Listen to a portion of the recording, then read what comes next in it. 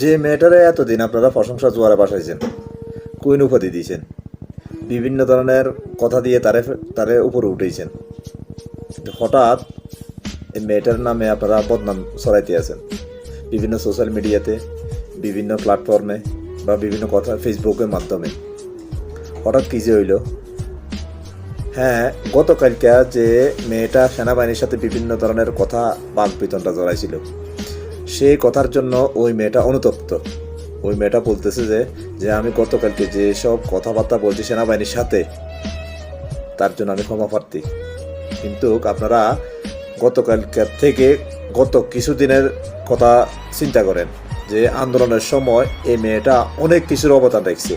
সেটা হলো বিভিন্ন ধরনের মিডিয়ার সামনে কথাবার্তা বলছে, বিভিন্ন অফিসারের সাথে কথাবার্তা বলছে, বা আন্দোলনের সময় ছাত্র মনে অনুপ্রাণিত জাগাইছে যে ছাত্র করে সাপোর্ট করছে। তো হঠাৎ এই মেয়েটার নিয়ে বিভিন্ন মানুষ ট্রল করতে আছে, এই মেয়েটা ভালো না, এটা সেটা এমনে হেমনে। কিন্তু আগের কথাগুলো আপনারা পাবেন না, আপনারা ভুলে গেছেন। অল্প কয়েকদিন আপনারা কথাগুলো ভুলে যান। যে একটা মানুষের ভালো দিক বিবেচনা করবেন, খারাপ দিকে বিবেচনা করবেন, সমস্যা নাই, কিন্তু ভালো দিকটা বেশি না খারাপ দিকটা বেশি অবশ্যই যাচাই বাছাই করে তারে অবশ্যই আপনারা ট্রোল করবেন। যেটা ইচ্ছে সেটা করেন।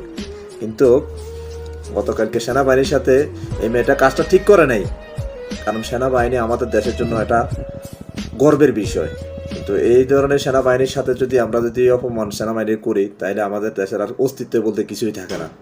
কিন্তু এই মেয়েটা তারপরে আজকে সে নিজে বলছে যে আমি গতকালকের যে ভাষাগুলো ব্যবহার করছি তার জন্য আমি দুঃখিত। হয়তো বা তার মাথা ঠিক ছিল না, বা হয়তো প্রেশারের কারণে বলছে, বা ছাত্রদের বা তার সাথে যে গ্রুপিং ছিল ছাত্ররা তাদের কারণে হয়তো বলছে, বিভিন্ন কারণে হয়তো বলে থাকতে পারে, বা হয়তো মাথার ভিতরে বেশি এই ছিল, এই জন্য হয়তো বলে ফেলছে।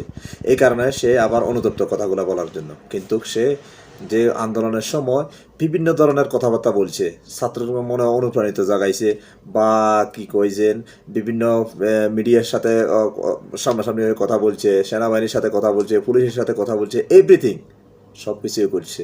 কিন্তু ওই হিসেবে বিবেচনা করলে তার এই সামান্য এই দোষটুকু কিছুই না। তারা এখনও স্টুডেন্ট, হয়তো সব কিছু হয়তো হিসেব করতে পারে নাই, বা কিভাবে সেনাবাহিনীর সাথে কথা বলতে ওই জিনিসটা হয়তো বলতে পারে নাই। এটার জন্য সে দুঃখ প্রকাশ করছে। যাই হোক, সবাই সর্বোপরি সব কিছু বিবেচনা করে আপনারা করবেন, সমস্যা নেই। ভালো দিক খারাপ দিক সব কিছু যাচাই বাছাই করে আপনারা করবেন।